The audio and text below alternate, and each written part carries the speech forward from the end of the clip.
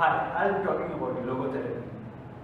The word logos in Greek means meaning, and as we all know, therapy, it means treatment for a condition or an illness. Logotherapy is also known as the third Viennese school of psychotherapy after Freud's psychoanalysis and Adler's individual psychology. Frankl accepted unconscious but considered more meaning to be more fundamental than the will to pleasure. Franklin was more oriented towards the future and the aspirations of the future. He believed that finding the meaning in life was the ultimate purpose.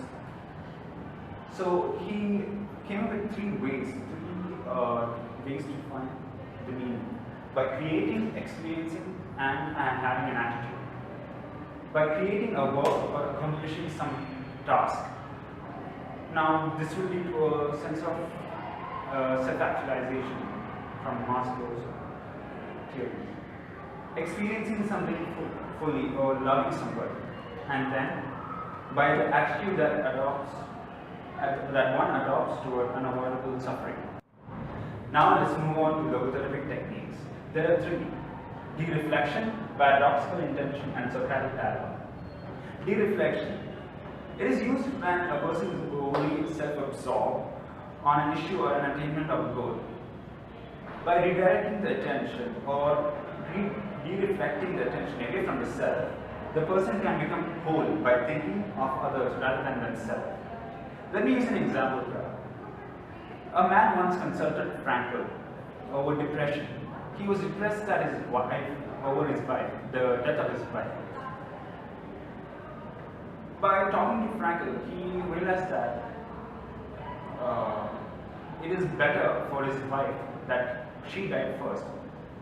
If the man had died first, his wife would have had to suffer or mourn. By recognizing that his own suffering spared his wife from having that experience, it served as a curative factor for the person to relieve from his depression. Next is paradoxical intention. It involves asking a person for his own fears and fears or phobias and working on them. It is dealt with humor and ridicule so that the person overcomes over this. And so for those of us who watch Friends, you know that Chandler, the character, he uses humor as a defense mechanism against any fear or anxiety. Next is Socratic dialogue. Here, this is a technique where the logotherapist uses self-discovery for the enlightenment of the individual. Specific word patterns and dialogues of the individual are pointed out to the individual to see and find meaning in them. This helps the person to realize solutions of any problems lie within themselves and are just waiting to be recognized. Now let's move on to the goals of logotherapy. It stimulates the client's willingness to work through pain. It offers help without undermining the individual. That is, by not destroying or affecting in any way the self-confidence and self-esteem of the individual. It offers strength without dependence. And it also helps the person to find purpose and meaning in life. Now, logotherapy can be used for treatment of PTSD, depression, anxiety, and substance abuse. When you look at these disorders, you can see that there is an existential vacuum. And in this existential vacuum, there is the meaning of life, the purpose for life is found. And that's how logotherapy works. Most psychological conditions such as depression and schizophrenia tend to have a basis in the physiology of the body, like a chemical imbalance or something similar. And many times they're simply a condition of life circumstances. Now, for these cases, we aren't solely to blame because in modern society, we are constantly bombarded by negativity. For example, on the news, social media, even our own family and friends.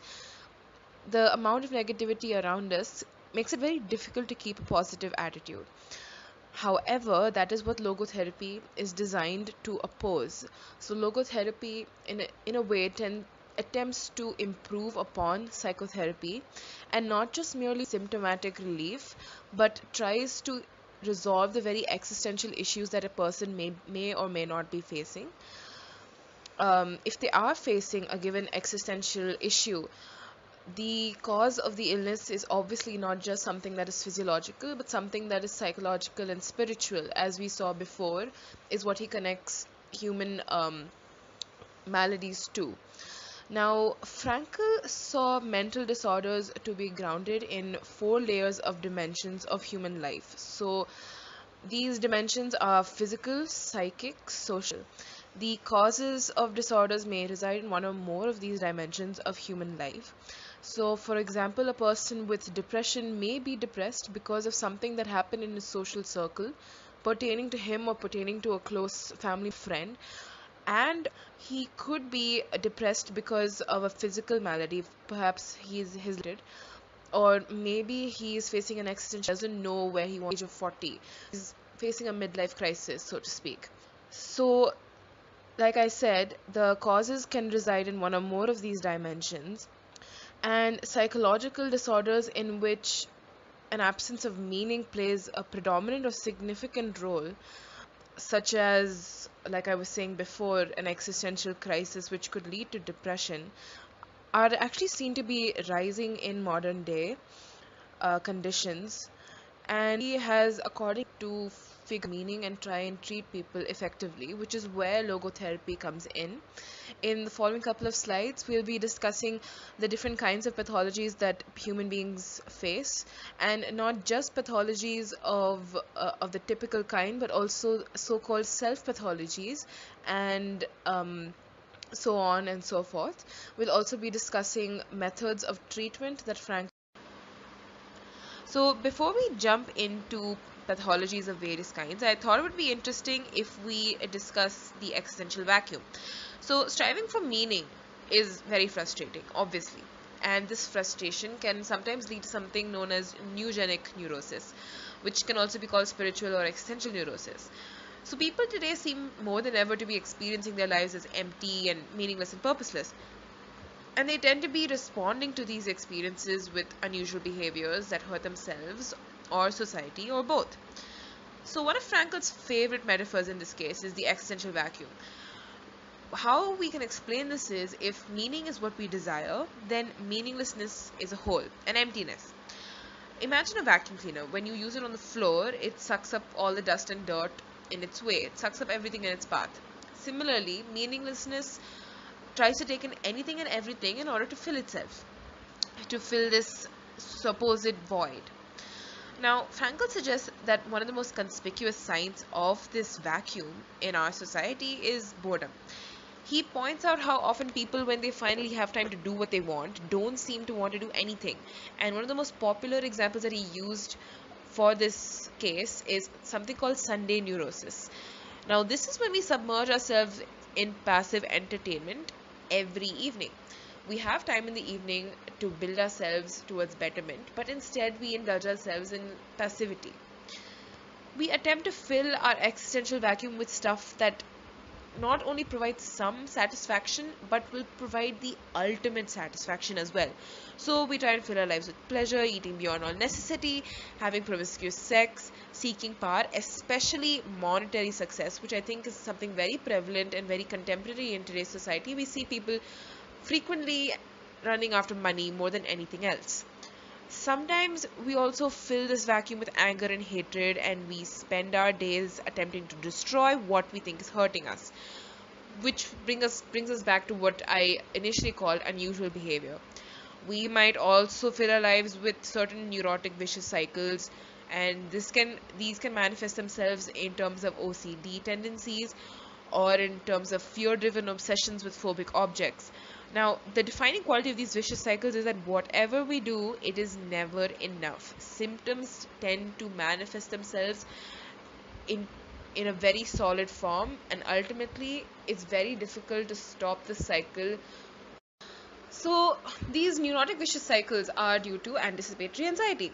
So someone may be afraid of getting certain anxiety related symptoms, and so getting these symptoms becomes inevitable. So basically what happens is these symptoms become solidified in a person's mind, and ultimately when you come across the fear inducing stimulus, it becomes unavoidable, and it's just a vicious cycle from that point. So a very good example of this fear is test anxiety, if I need to explain it using an example. So if you're afraid of doing poorly in, say, a mathematics test, the anxiety will prevent you from doing well. So now the next time you come across another maths test, you're going to do even more poorly, or you're going to do just as bad. So thus the vicious cycle can be seen. It's something that never loses grip. Now you have another idea called hyperintention. This is a matter of trying too hard. So when you try so hard, you prevent yourself from succeeding at something. So an example, a very good example, is insomnia. Many people, when they can't sleep, they continue to try to fall asleep, and they use every method in the book. They try drinking warm milk, they try counting sheep, but nothing works. And this is because you're trying to sleep, and because you're trying so hard to sleep, you're preventing yourself from sleeping, because all your energy is going into trying to sleep. And so the cycle continues. Now, a third variation of this is hyper reflection.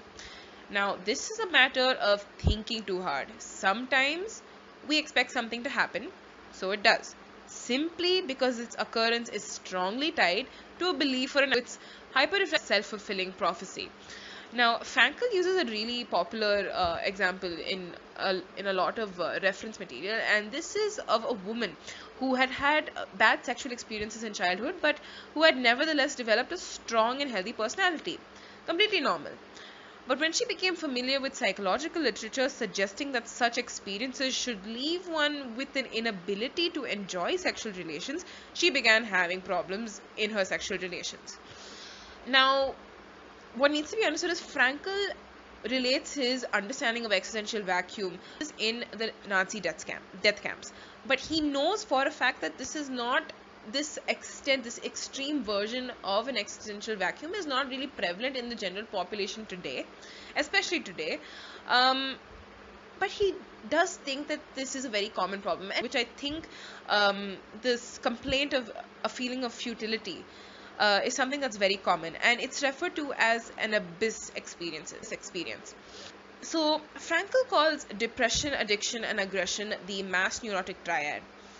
And he also refers to research that shows a strong relationship between meaninglessness and behaviors like criminality and drug addiction. Now, he warns us that violence and drug use and other negative behaviors that we often see in popular media like television and music videos and movies, they seem to convince us, especially when we're meaning hungry, that our lives can improve by imitating our so-called heroes. So in sports, it's aggression. Even politics and economics nowadays, the extremes that we see, from conformity of Western consumer culture to totalitarianism in its communist and fascist and theocratic flavors, all of these are attempts to get rid of emptiness that someone feels in his or her. Logotherapy's fundamental belief is based on the idea that one must surpass negativity and negative belief patterns that hold us back. So it helps us view our life circumstances through different eyes and allows us to accept the situations that are beyond our control. So based on this fundamental logotherapy has, Frankl develops for trying to overcome pathologies that a person may get in their lifetime. These methods are three. The first one is de-reflection, the second is paradoxical intention, and the last one is Socratic dialogue.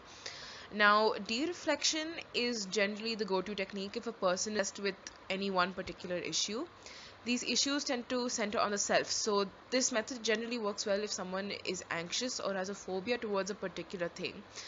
So these are usually through guided sessions with a trained person learns to redirect his or her focus from the self and onto other people or situations. So basically, you're trying to find meaning that is more important than the given situation that you are anxious about or afraid of. You try and find meaning of something that is more important than the issue that is bothering you. So you try meanings and values rather than on self-pity. So once again, logotherapy is focusing on finding meaning rather than other aspects of human nature or human reasoning. You try and find meaning once again. Now, paradoxical intention is the technique, the thing in life that we fear the most. It's kind of like talking to your fear and telling your fear back in a very general manner. That's how you would explain it. So this is especially effective for people who suffer from anxiety and phobias, once again, because their fears can be paralyzing, and they especially need to get their fears under control. So one aspect of logotherapy that is in cultural intention is the use of humor. Humor is a very important aspect of logotherapy and Frankl's philosophy on how people should be treated and how people should live. Through the you'll wish for or request the situation that they fear the most, which usually has the effect of removing the unsaid situation. So this generally happens because by focusing intensely on the given someone, the person starts to realize the irrationality of it and thus eliminating or at least decreasing the fear. For example, if you are afraid of closed spaces, you try and focus on the given situation where you're fearing closed spaces, and you try and understand that your fear that's rational on something that doesn't make sense, and you try and find meaning, and you try and request your fear from to at least not be as paralyzing as it is at the current moment, and you try and decrease it or remove it. And the final method is Socratic dialogue. Now, for those people who have Socratic, important method, I guess, that has been used by psychology, and is basically asking provoking questions. And in this case, it's asking provoking questions and finding meaning in life or a situation through your own words. So, in Frankl's opinions, we hold the answer to our own questions and the solutions to our own problems if we simply dig deep enough, which is very similar to what Socrates said. Socrates said that an educated person is very capable of finding meaning to in life if person can dig deep enough and ask enough questions and arrive at a conclusion. This technique is especially effective for people who might have lost their direction or focus in life, and basically it helps by tapping into your inner dialogue, and you allow yourself to rediscover your motivation, your life goals, and your purpose.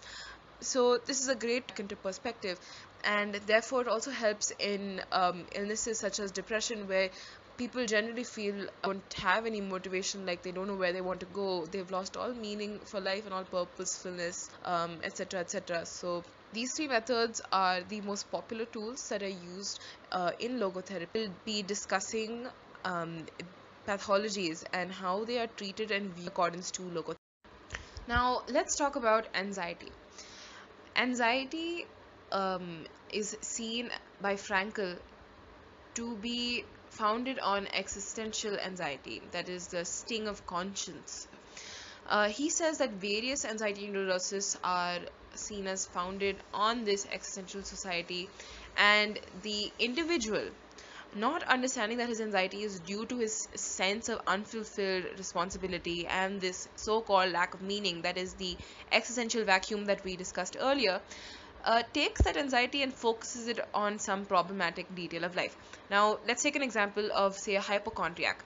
Hypochondriac focuses his anxiety on some horrible disease, and says that he is going to fall sick, or he has cancer. Supposing he has a bit of pain in his arm, he is convinced that he has fractured it, even though he probably hasn't fallen at all, or he's convinced that he probably has bone cancer or something of a similar kind. Now, someone who, say, has a phobia, of course, is on some object that has caused him concern in the past. So someone who has agoraphobia sees her anxiety as coming from the world outside her door. Supposing a person has stage fright, this person sees the podium or the stage as something that causes anxiety, and all of their fear is focused on this particular object or situation. So the anxiety neurotic thus makes sense of his or her discomfort in life through this. Now, he says sometimes, but not always, the neurosis serves to tyrannize a member of family, or is used to justify oneself to others or to the self. But he warns us that this, as others have noted, is secondary to deeper issues. So once again, logotherapy focuses on trying to understand the existential issue that has led to the given malady, and not the symptomatic relief of the person, which is what psychotherapy particularly focuses on. Now, one method that is frequently used in treatment of anxiety is the paradoxical method that I mentioned earlier. And as such, anxiety uh, can be cured to a certain extent and also completely through the use of this method of logotherapy. Of course, the other two methods can also be used. Socratic method of questioning is also something that can be considered when you're treating anxiety or a phobia, because you can start to question why you're feeling it, this particular fear that is, and you can get to the bottom of your fear and realize the irrationality of it. So basically, to cure anxiety according to logotherapy, we must recognize the purpose of our circumstances, and then one can ultimately master anxiety through this method. Now, obsessive compulsive disorder works in a similar fashion to anxiety. So the person with OCD is lacking a sense of completion that most people have.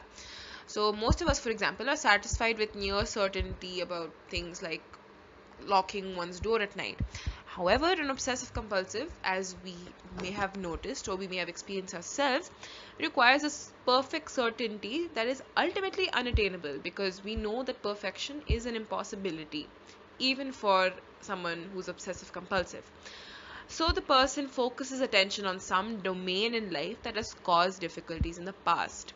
Now, what they do to help the patient relax is to not fight these tendencies to repeat thoughts and actions.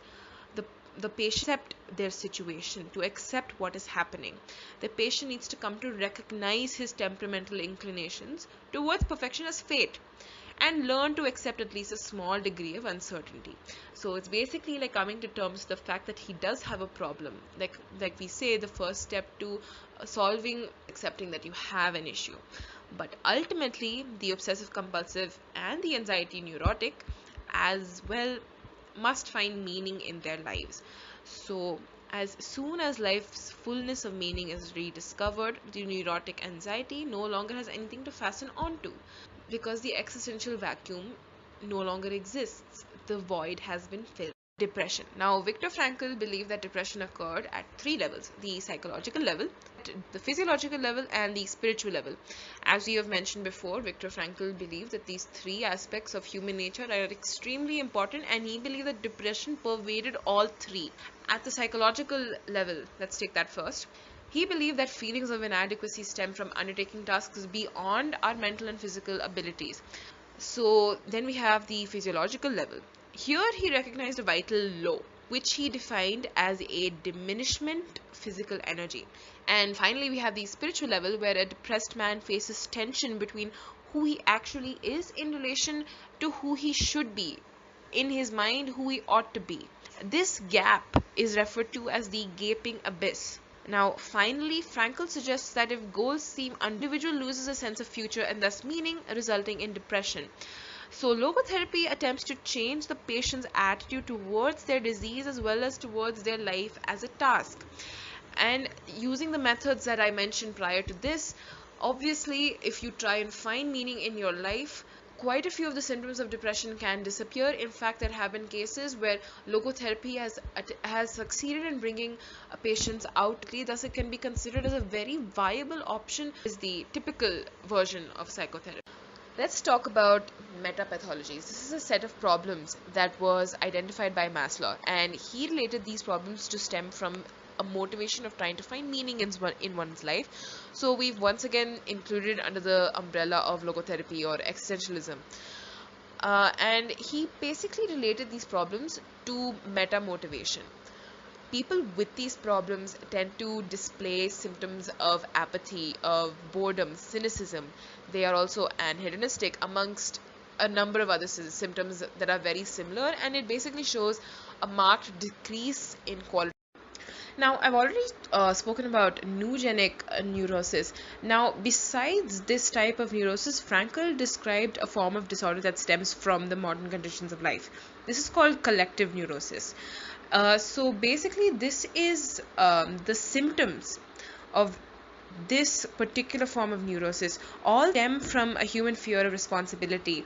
And as mentioned before, humans have a desire to escape for freedom. this is always there in humans until they die. This is, even if it's in a person with schizophrenia, there is a residual amount of wanting to aspire for freedom.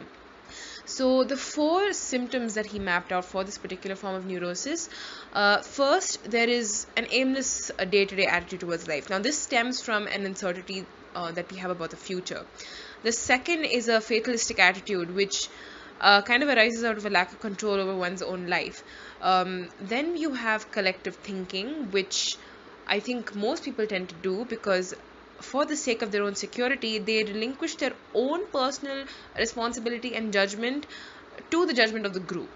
And the fourth symptom is fanaticism, which stems from group loyalty, and it leads to denigration of others who think or act differently, which I think is extremely contemporary in terms of what is happening around the world right now. Particularly, I think more than eugenic neurosis, collective neurosis can be seen quite frequently around us. We only need to look at the example which is currently prevalent in the US, and that of xenophobia, which is especially rampant there right now, as well as the Hindutva movement, which is currently gaining wind in India, back here as well. Uh, religious fanaticism is a pretty good example, which can lead to neurosis because you tend to lose your own individual thinking in the process of fanaticism, which is the third symptom. That is collective thinking. And then you have a fatalistic attitude because you don't have control over what your own life is. It becomes defined by the things going on around you pertaining to that particular movement, and then you become aimless because you don't really know what's going to happen in that particular movement. You don't know what's going to happen, supposing the movement should end, or what will you do then? How will the future pan out in the next 3 days of the movement? So collective neurosis is, I think, particularly prevalent in today's time. Of course, neurosis in general is becoming more common. Schizophrenia is understood by Frankl as being rooted in a physiological dysfunction. He does not see it as something that can be cured completely by logotherapy.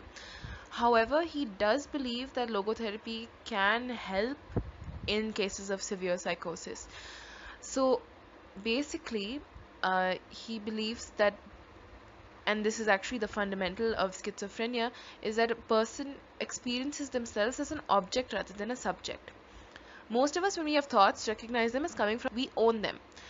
The schizophrenic kind of takes these thoughts from a passive perspective and perceives them as voices, and he may watch himself and distrust himself, which he experiences passively as being watched and persecuted. Now, Frankl believes that this passivity as such is rooted in an exaggerated tendency to self-observation. So the main focus of logotherapy in this context is to ignore these voices and to reduce the amount of self-observation that this particular individual indulges in. So basically what this exaggerated tendency of self-observation leads to, it leads to a separation of the self as a viewer and the self as viewed. The viewing self, devoid of content, seems barely real, while the viewed self seems alien. Therefore, the alien part results in the schizophrenic person as seeing himself as being ordered by voices which are actually just himself. Now, as I mentioned before, logotherapy is not designed to deal with severe psychosis, but teaching the schizophrenic stop this constant self-observation while simultaneously leading him or her towards meaningful activity can short circuit the vicious cycle in the case of schizophrenia. Now, as a side note, logotherapy is also used in terminally ill patients to cope with the inevitability of their impending death. Now, before we jump into self pathologies, I thought we could talk about escaping the self. Now, this is a very recent concept proposed by Baumeister in 1991, and he suggested that the dilemmas of identity formation are often tied to finding a meaningful life, which is why we are including it under logotherapy, because that is the essence of logotherapy. Now, although meanings and values are building blocks of identity, the way people define themselves is heavily influenced by the culture in which they grow up. So, for example, in Asian societies tend to be collectivistic in nature, so the self is interwoven with societal structures like the family. However, in Western societies, an individualistic culture is seen. So, it's come to a point where the self is seen as the sole source of value, fulfillment, esteem, and meaning, as well as well being. Now, this, as we see, if you over focus on the self, it does lead to a lot of problems. Now, the main problem that has led to, according to Baumeister, has led to a lot of problems um, in relation to behavior is a maintenance of a glorified self-image. In order to maintain this glorified self-image, people indulge in excessive dieting, exercising, buying expensive and stylish clothes, undergoing cosmetic surgery, substance abuse, sometimes obsessive compulsive behaviors like compulsive gambling and compulsive shopping, as well as eating. Now, Baumeister drew a distinction between escaping from adverse conditions in life, like poverty and oppression, which he called simple escapism, and this is commonly seen amongst those who are disadvantaged in society.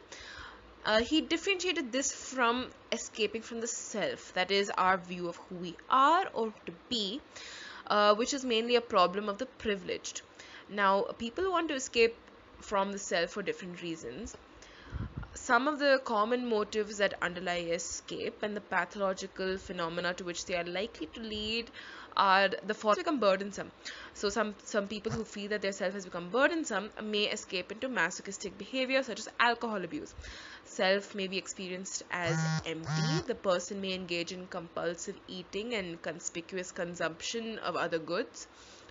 Self has become unsatisfactory, a liability, and a source of embarrassment. So people may tend to become extremely fitness oriented. Sometimes people indulge in binge eating or drinking because they feel like they have become repugnant and painful. So these are the different types of forms of escapism and the common motives that underlie them. Next, so, pathologies of the self. Now, this is a set of contemporary psychological disorders which result from a self structure that is poorly formed, fragile, or fragmented.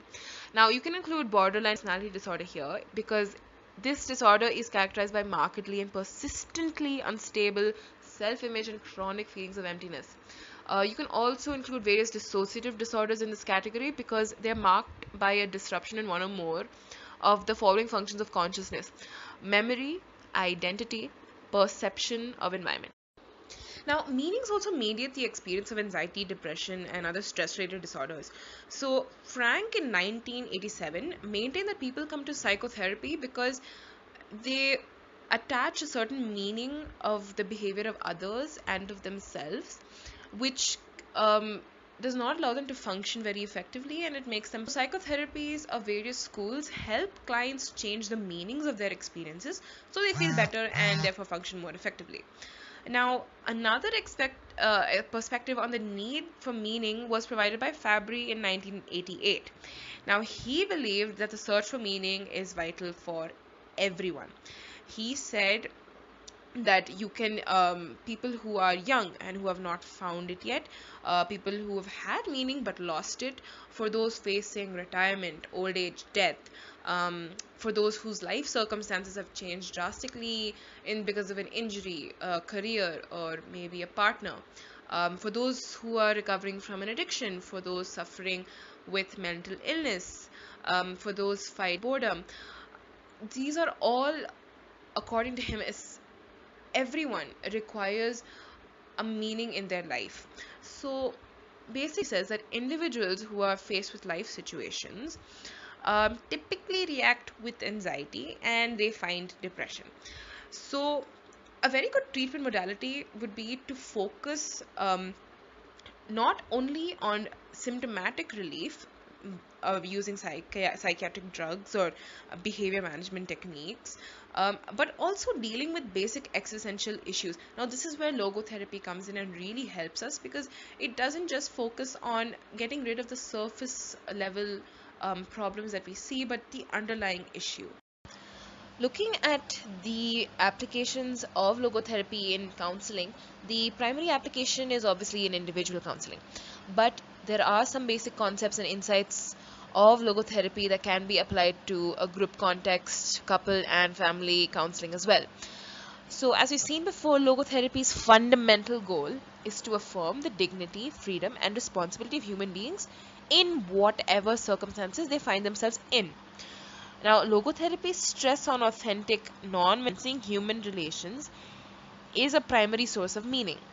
So, it should provide a very useful perspective in terms of couples and family therapy. Also, in the same context of couples and family therapy, the emphasis on self-transcendence by committing yourself to a social cause or a higher order value has relevance as well.